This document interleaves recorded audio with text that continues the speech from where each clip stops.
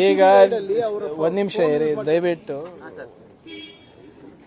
ಈ CCB raid ಸ್ವಪ್ರೇರಣೆಯಿಂದ ಎಲ್ಲ ನಾನೇ ಮಾಡಿಸಿದ್ದು. ಯಾವುದೇ ಪ್ರಿಸನ್ನಲ್ಲಿ ರೇಡ್ ಆಗಬೇಕು ಅಂದರೆ ಹೋಮ್ ಮಿನಿಸ್ಟರ್ ಅವರ ಆದೇಶ ಇರಬೇಕು. ತಮ್ಗೆ ಗೊತ್ತಿರೋ ಹಾಗೆ ಎರಡು ವಾರ 3 ವಾರದ ಹಿಂದೆ ನಾನೇ ವಿಸಿಟ್ ಮಾಡಿದ್ದೆ. ವಿಸಿಟ್ ಮಾಡಿದಾಗ ಅಲ್ಲಿ ಕೆಲವು ಲೋಪಗಳನ್ನು ನಾನು ನೋಡಿದೆ.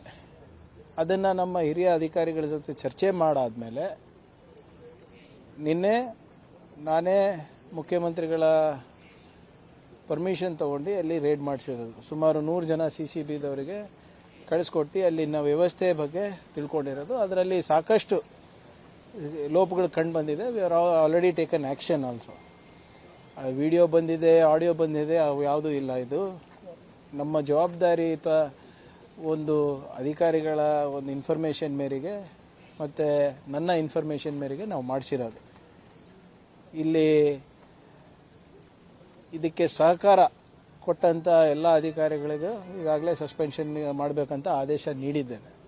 ಮತ್ತು ಅಲ್ಲಿ ಏನೇನು ನಾವು ಮಾಡಬೇಕು, ಬರೇ ನಿಮ್ಮ ಪರಪ್ಪನ ಅಗ್ರಹಾರ ಅಷ್ಟೇ ಅಲ್ಲ, ಎಲ್ಲ ನಿಮ್ಮ ಪ್ರಿಸನ್ಸ್ನಲ್ಲಿ ಜೈಲ್ನಲ್ಲಿಗಳು ಕೂಡ ಇದು ನಡೀತದೆ.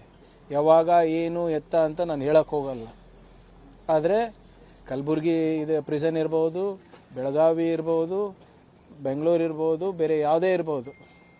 We will take strict action. We will keep doing this. ನಿರಂತರವಾಗಿ ನಾವು ಇದನ್ನು ಮಾಡ್ತಾ ಇರಬೇಕು.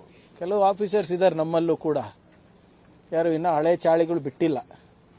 ಎಲ್ಲರಿಗೂ ಐಡೆಂಟಿಫೈ ಮಾಡಿ ಅವರಿಗೆ ಕಾನೂನಾತ್ಮಕವಾಗಿ ಏನು ಕ್ರಮ ತಗೋಬೇಕು ನಾವು ತಗೋತೀವಿ. ನೋಡಿ, ಇರೋದಷ್ಟೇ ನಾವು ಮಾಡ್ಬೋದಲ್ಲ, ನಾವು ಗಲ್ಲಿಗೆ ಏರ್ಸಕ್ಕಾಗ್ತದ?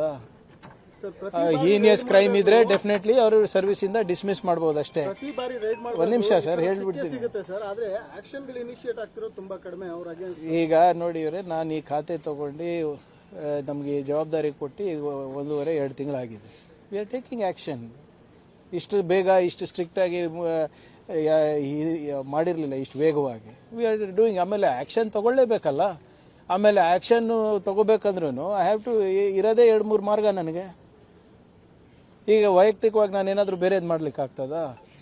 ಈಗ ಅವ್ರಿಗೆ ಸರ್ವಿಸಸ್ ಇಂದ ಡಿಸ್ಮಿಸ್ ಮಾಡಬೇಕಂದ್ರೂ ಕೂಡ ಅದಕ್ಕೆ ಕೆಲವು ಮಾನದಂಡಗಳಿದೆ. ಆದರೆ ಹಿಂಗೆ VIP ಟ್ರೀಟ್ಮೆಂಟು ಯಾರಿಗೂ ಕೊಡೋಕ್ಕೆ ನಾವು ಬಿಡೋದಿಲ್ಲ. ತಗೊಳ್ತಿರುವಂತವರಿಗೆ ಸರ್, ಆ VVIPಗಳಿಗೆ ನಿಮ್ಮ ಇದೇನು ಮೆಸೇಜ್ ಏನು? ಅವ್ರಿಗೆ ನೀವೇನು ಕ್ಲಿಯರ್ ಮೆಸೇಜ್ ಕೊಟ್ಟಿದ್ದೀರಾ ರೈಡ್ ಮುಖಾಂತರ? ನೋಡಿ, the raid itself is the message. If you think you can bribe my officials and do what you want, you are mistaken. ಇದೆ ಇವ್ರೆ, ಅದೆಲ್ಲ ನಾವು ಇಲ್ಲಿ ಚರ್ಚೆ ಮಾಡ್ಲಿಕ್ಕೆ ಆಗೋದಿಲ್ಲ ಅಲ್ಲ.